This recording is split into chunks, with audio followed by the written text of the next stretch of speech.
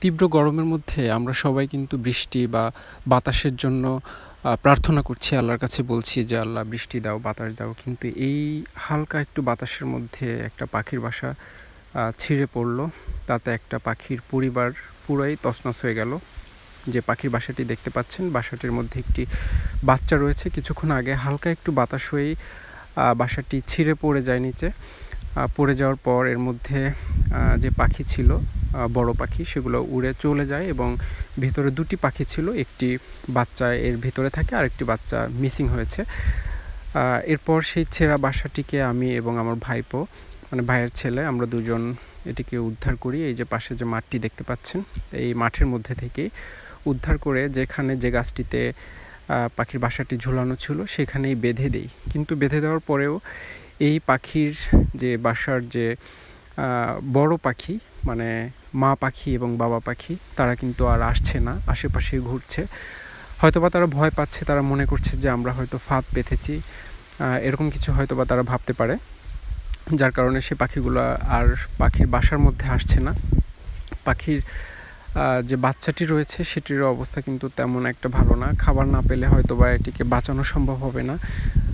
আমরা যদি এটিকে বাসায় নিয়ে খাবার দিই তাহলেও কিন্তু এটি মানে বেঁচে থাকবে না। এর আগেও অনেকবার পাখি উদ্ধার করে এভাবে খাবার দিয়ে বাঁচানোর চেষ্টা করেছি, কিন্তু সেগুলো বাঁচানো সম্ভব হয়নি। আপনারা দেখতে পাচ্ছেন কিভাবে আহাজারি করছে পাখিটি। সে খাবারের জন্য কিছুক্ষণ পরপরই তার ঠোঁটটা উপরের দিকে উঠিয়ে দিচ্ছে। একেবারেই ছোট বাচ্চা, হয়তোবা 2-1 দিন হয়েছে ওর জন্ম, কিন্তু এই অবস্থার মধ্যে এই যে অ্যাক্সিডেন্টটা হয়ে গেল বাতাসের জন্য। বেশ কিছুদিন ধরে কিন্তু কোনো বাতাস নেই, বৃষ্টি নেই। আজকে হুট করেই এই যে বাতাস হলো হালকা একটু, এতেই এই সর্বনাশটি হয়ে গেল। যখন ঝড় হয়, বৃষ্টি হয়, তখন এই ছোট ছোট পাখির বাসাগুলো সব থেকে বেশি ক্ষতিগ্রস্ত হয়। যাই হোক, ওকে বাঁচানোর জন্য চেষ্টা করলাম, এখানে বেঁধে দিয়েছি। ও খুব কষ্ট পাচ্ছে এখানে। এরপরেও দেখি কি হয়, রাতের বেলা ওর মা এখানে আসে কিনা ওকে খাবার খাওয়ানোর জন্য। যদি না আসে তাহলে সেটি খেয়াল রাখবো। যদি না আসে তাহলে কালকে সকালে এখানে খাবার দিয়ে যাব।